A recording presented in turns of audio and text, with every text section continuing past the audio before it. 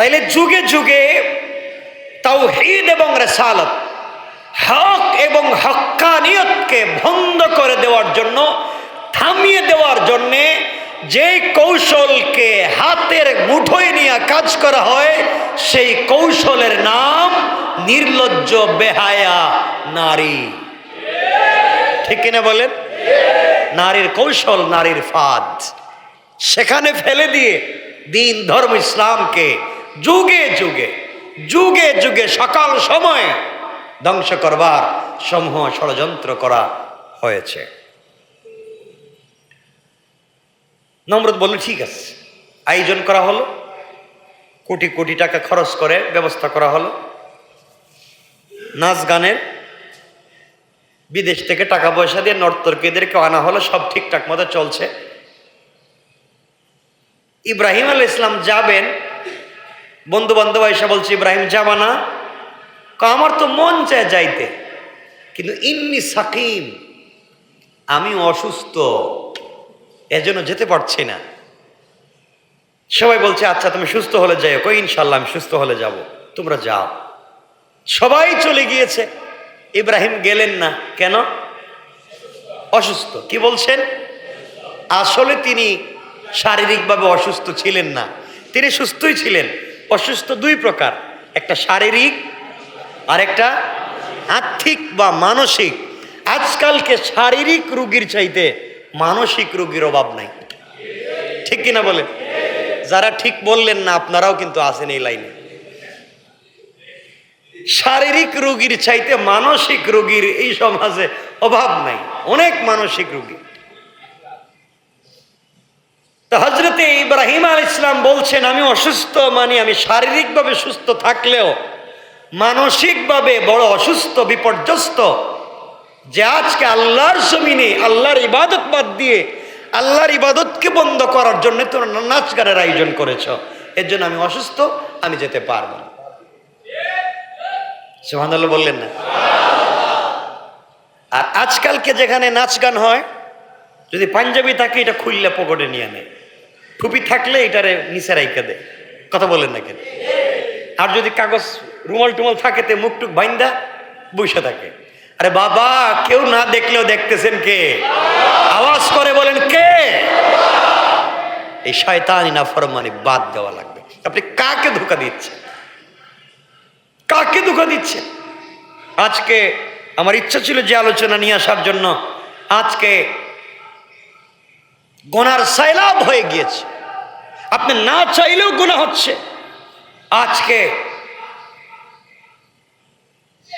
এই গুনাহ হচ্ছে, সব থেকে ভয়ঙ্কর গুনাহ হচ্ছে ইন্টারনেটীয় গুনাহ, ইন্টারনেটের গুনাহ। আপনি বাড়িতে ফ্রি বসে আছেন, কোনো কাজ নাই, মোবাইলে আপনি সিনেমা দেখতেছেন, গান দেখতেছেন, নাটক দেখতেছেন, আর এই যে হাসাহাসি করে, এটার নাম কি?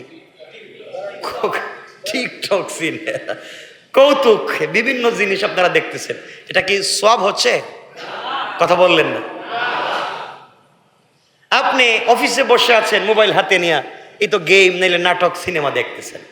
আপনি গাড়িতে বসে আছেন, সময় কাটতেছে না, এই মোবাইলে গান। তাইলে আপনি এক কথায় আপনি 24টা ঘন্টা কোনো না কোনোভাবে চোখের জিনা, মনের জিনা, কানের জিনা আর এই অন্যায় কবিরা গুনার মধ্যে কোনো না কোনোভাবে জড়িত।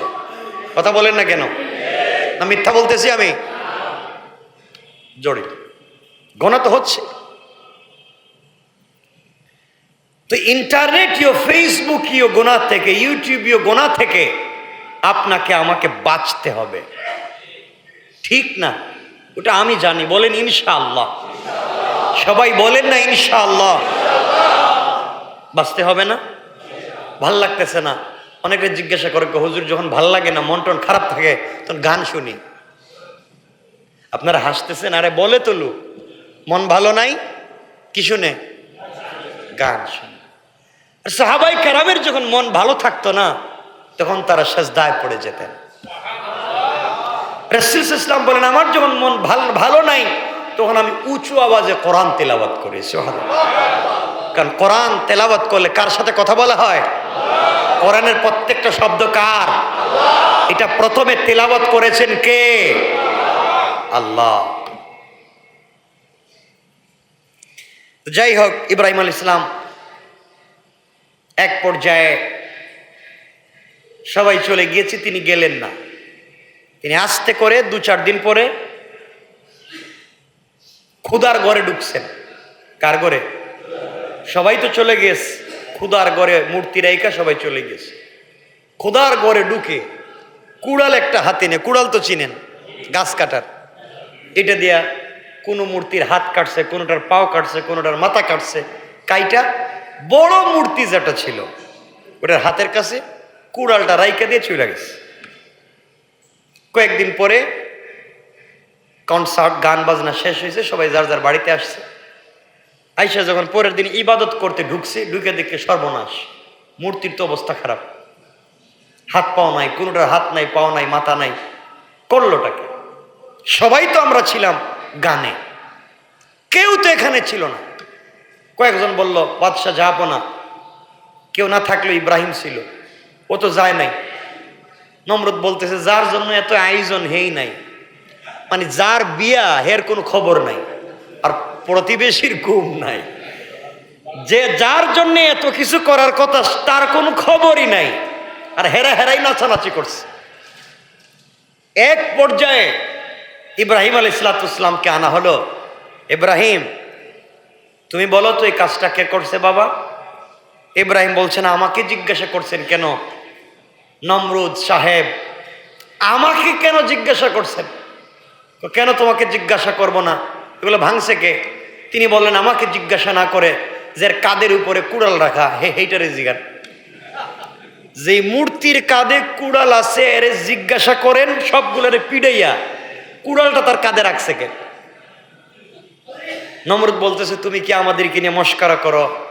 কেউ তো কাউরে পিড়াইতে পারে না, এরা তো এমনি এমনি নিজেরাই মারামারি করতে পারে না, নিজেরা বাঁচাতে পারে না, এটা করলো কে? নিশ্চয় কেউ করেছে।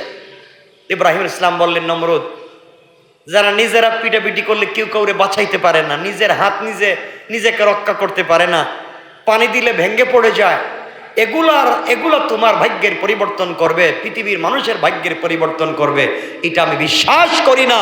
এই সব কিছুর বিপরীতে একজন আল্লাহর ইবাদত করা লাগবে।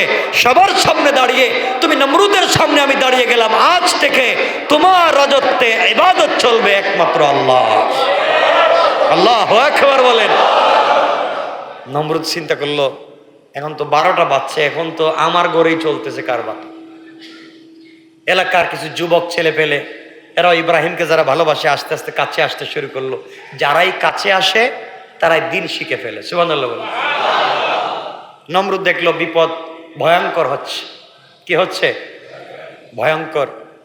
ইব্রাহিমকে মারা লাগবে। ওই মারবার জন্য সে এখন আগুন জ্বালাবে। কি জ্বালাবে? কি জ্বালাবে? আগুন জ্বালাবে। ওখানে মারতে পারবে না। এরপরে ইব্রাহিমের আল্লাহর সঙ্গে যুদ্ধ করার জন্য এরা তারিখ ঘোষণা করবে। এগুলা তো লম্বা ঘটনা বললে তো শেষ হবে না। আগুন জ্বালাবে। ইব্রাহিম আলাইহিস সালামকে আগুনে যখন ফেলা হবে, লম্বা কথা, কয়েক মাইল দূর থেকে কয়েক মাসে কাঠ জমা করে গর্ত খনন করে আগুন উপর দিয়ে পাখি উড়ে যেতে পারতো না। এত 100 মাইল উপর দিয়ে পাখি উড়ে গেলেও জলে ছাই হয়ে পড়ে যেত। কি পরিমাণ আগুনের তাপ! ইব্রাহিম ইসলামকে আগুনে ফেলে দেওয়া হবে। কে ফেলবে? নমরুদ চিন্তা করলো, বাবা তোমার দায়িত্ব দিয়েছিলাম বার্থ কন্ট্রোলের, শেষ পর্যন্ত তোমার ঘরেই জন্ম নিয়েছে ইব্রাহিম, এখন তুমি তোমার ছেলেরে আগুনে ফেলবা। চিন্তা করতেছেন কি পরীক্ষা! ইব্রাহিমের উপরে পরীক্ষা। যাই হোক, নমরুদ এক পর্যায়ে আজর নিজের ছেলেরে দূর থেকে চরকায় করে উলঙ্গ করে যখন আগুনে ফেলে দিবে, তখন ইব্রাহিমকে আগুনে ফেলেই দেওয়া হলো। ইব্রাহিম আলাইহিস সালাম যখন আগুনে পড়ে যাচ্ছেন, তখন আল্লাহর রহমতের বড় বড় ফেরেশতারা এসে বলছেন, ইব্রাহিম আপনি আমাকে বলেন, ফু দিয়া আগুন একবারে নিভাইয়া দেন। ইব্রাহিম বলছেন, আপনি কেন নিভাতে যাবেন? আপনি কেন আগুন নিভাতে যাবেন? আমি যে আল্লাহর জন্যে, আমি যে রবের জন্যে, আমি যে আল্লাহর নাম নিয়ে নমরুদের প্রজ্বলিত আগুনে ঝাঁপ দিচ্ছি, সে আল্লাহ কি আমারে দেখে না? আল্লাহু আকবার বলেন।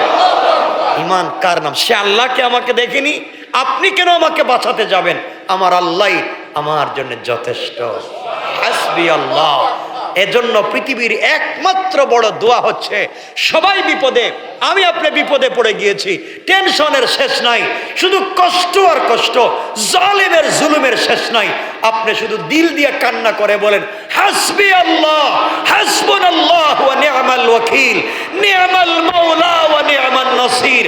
বলেন, রব বলেছেন বলবার আগে আগে আমি হাজারো ফেরেশতা দিয়া আমার বান্দাকে হেফাজত করে নেই। আপনি বলেন শুধু হাসবি আল্লাহ। ইব্রাহিম বলছেন আমার আল্লাহ কি আমাকে দেখে না? আমাকে আগুনে ফেলা হচ্ছে। আর একজন এসে বলছেন ইব্রাহিম তুমি বলো, আমি তোমার জন্য ভালো পোশাকের ব্যবস্থা করি। ইব্রাহিম আলাইহিস সালাতু ওয়াস সালাম ডাক দিয়ে বলতে লাগলেন শোনো, কেউ আমার জন্য আগুন নিভাবেন, কেউ আমার জন্য পোশাক নিয়ে আসবেন। আমি যে আল্লাহর জন্য মরে যাই, যে আল্লাহর জন্যে এই প্রজ্বলিত আগুনে কয়লা হয়ে যায়, সে আল্লাহ কি আমাকে দেখবে না?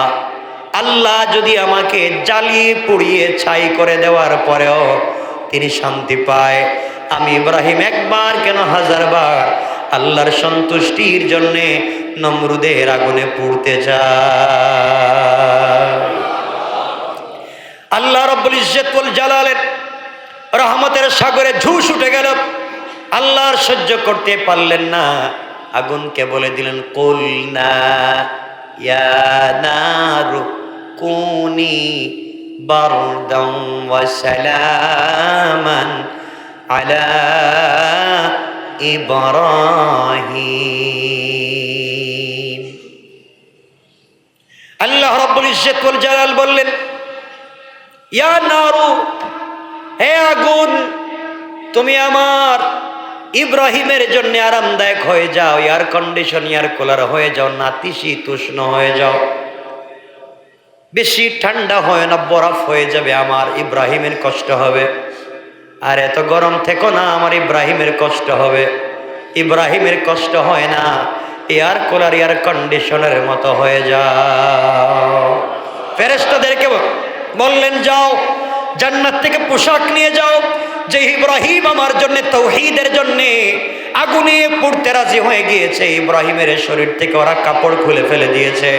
আমি আমার ইব্রাহিমকে দুনিয়ার পোশাক আর পরাতে চাই না, যাও রে জান্নাতুল ফিরদাউস থেকে আমার ইব্রাহিমের জন্য এক জোড়া স্পেশাল পোশাক নিয়ে যাও। ইব্রাহিমের জন্য আগুনের ভিতরে বসার ব্যবস্থা করো, খাবারের ব্যবস্থা করো। ইব্রাহিম আলাইহিস সালাতু ওয়াস সালাম আগুনের ভিতরে বসে আছেন, জান্নাতি পোশাক পরে। জান্নাতি পোশাক পরে, এটা কেমন পোশাক বলে?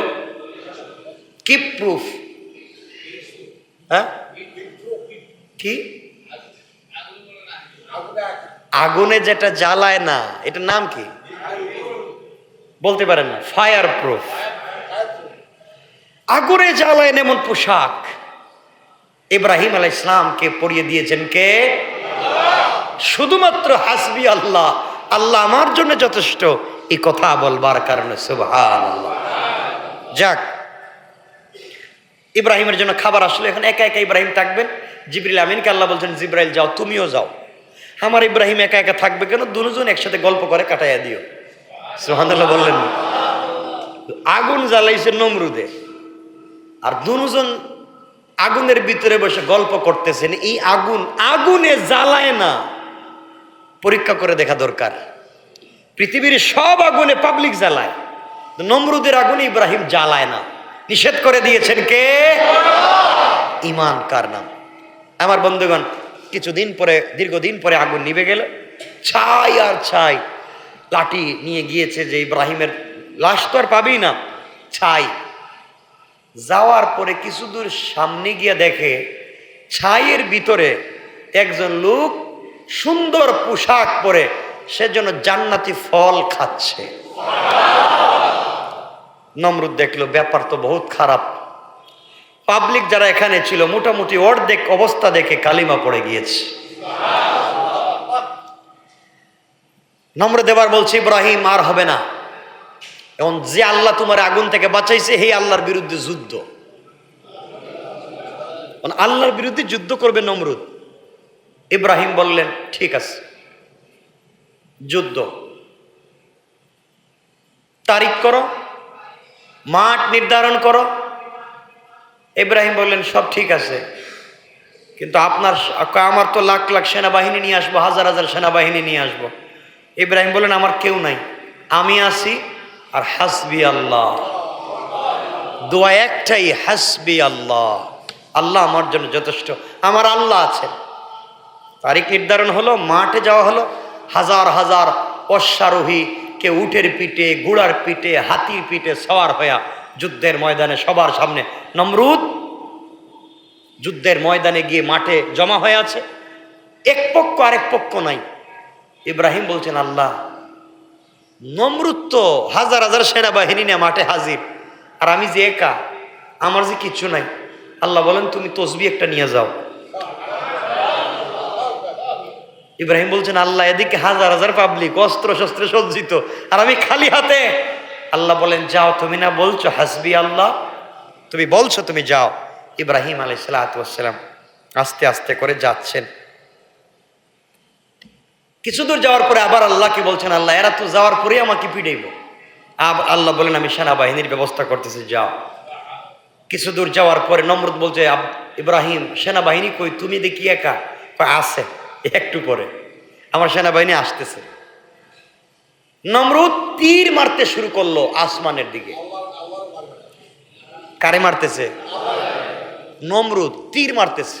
আল্লাহ ফেরেশতাদেরকে বলেন, ফেরেশতারা এর তীরটা ধরো, দইরা মাছের রক্ত এর তীরের মাথায় লাগাইয়া ছেড়ে দাও। ফেরেশতারা এর তীর ধরে মাছের রক্ত লাগাইয়া ছেড়ে দিয়েছেন। নমরুদ বলছে দেখছো ইব্রাহিম, তোমার আল্লাহ শেষ, এই যে রক্ত লাগাইছে। নাউজুবিল্লাহ বললেন না? ইব্রাহিমও তো চিন্তা করে রক্ত আইলো কোত্থেকে, উপরের রক্ত পাইলো কই? আল্লাহ বলেন ইব্রাহিম ভয় পাইও না, সেনাবাহিনী আসতেছে। কিছুক্ষণ পরে নমরুদ বলছে কোথায় আর কতক্ষণ থাকা যায়? আল্লাহ বলছেন ইব্রাহিম একটু পিছন দিকে তাকাও। ইব্রাহিম আলাইহিস সালাম পিছন দিকে তাকাইছে, তাকায় দেখা যায় কালো কালো হইয়া শুধু মশা। কি আর কিছু? আল্লাহ বুঝাতে চাইলেন তোমার ক্ষমতা, তোমার পাওয়ার, আর আমার মশা। মশা এমন দ্রুত গতিতে আসতেছে, যারে পায় তারা দুইটা কামড় দেয়। কয়টা কামড়? দুইটা কামড় দেয়, সাথে সাথে শেষ।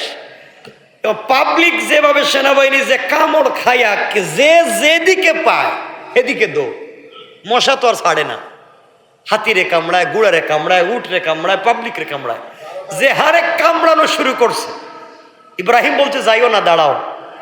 এবং যাও কেন? নমরুদ অবস্থা দিকে গুড়া ঘুরাইয়া দিছে দৌড়। কে আসছিল? সেনাবাহিনী নিয়ে যুদ্ধ করবে আল্লাহর বিরুদ্ধে। আল্লাহ কোনো সেনাবাহিনী অস্ত্র পাঠায় নাই, পাঠাইছে কিছু মশা, সাধারণ মশা।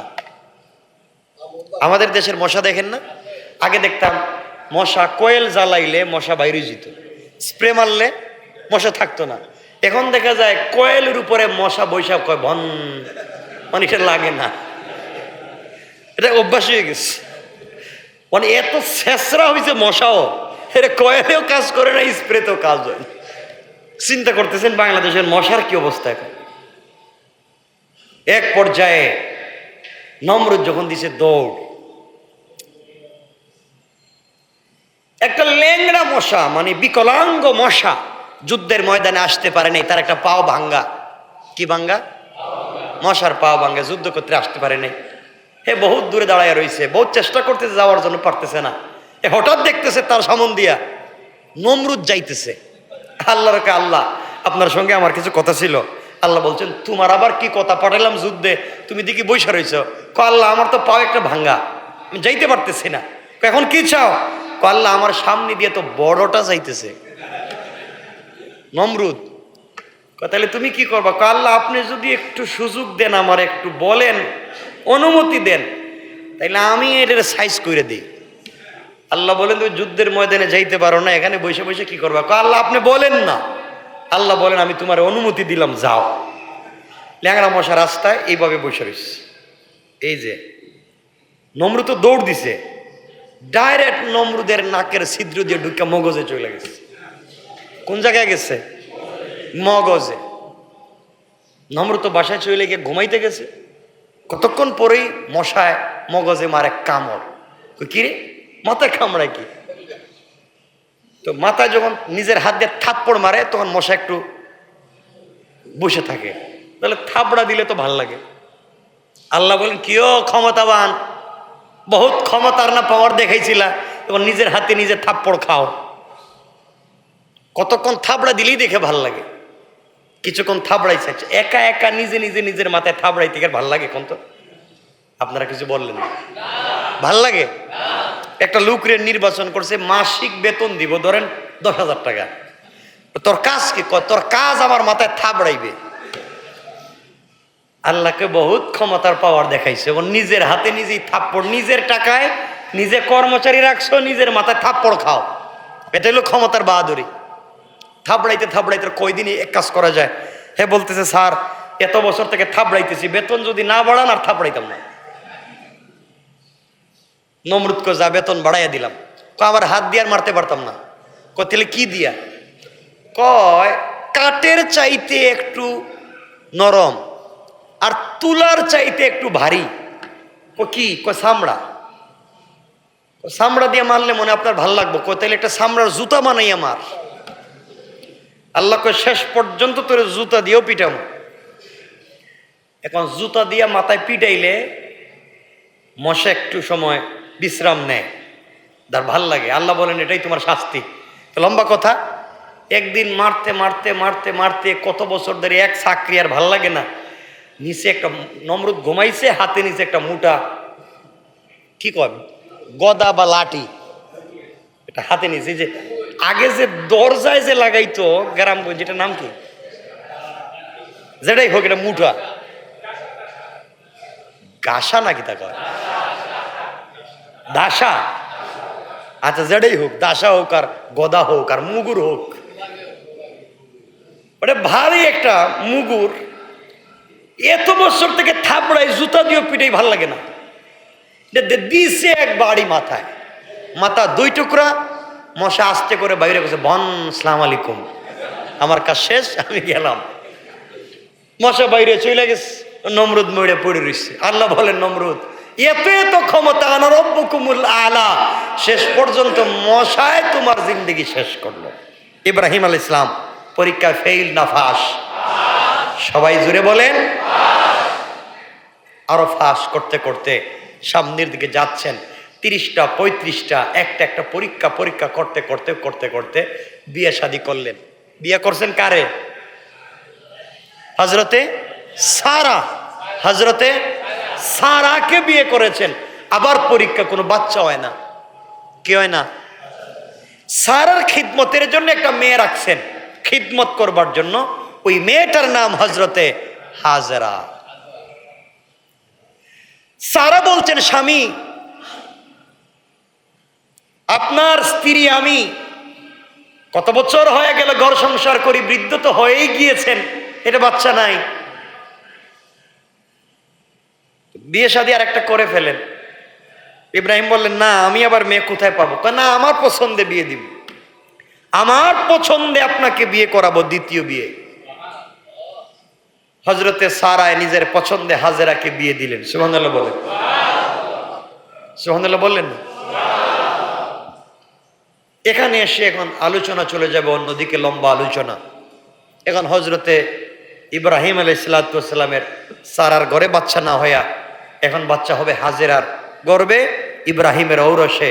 আর এখান থেকে পরিবারে, এটা স্বাভাবিক পরিবারে যেটা হয়, 203 এক জায়গায় থাকলে এটা ঘটবে। এরপর ইব্রাহিম হাজেরাকে নিয়ে চলতে থাকবেন কোথায়? সিরিয়া থেকে এই বিবাক্কাতা মুবারাকা মরুভূমির দেশ মক্কার দিকে রওনা করবেন। আমরা এখানে আজকে রেখে দিলাম। আল্লাহ যদি সুযোগ দেয় আমরা সামনে এরপর থেকে আলোচনা করবার যদি সুযোগ থাকে আমরা করব ইনশাআল্লাহ।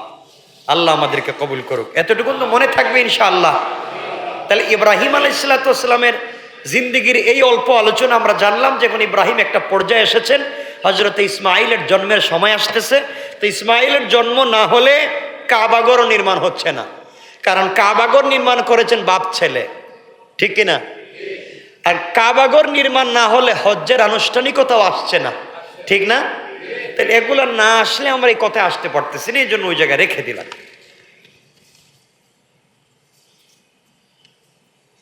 সিকান্দার ভাই তার বাবা মা রোহের মাগফিরাত কামনা দোয়া চেয়েছেন, আমার কাছে অনেকে দোয়া চেয়েছেন। আপনার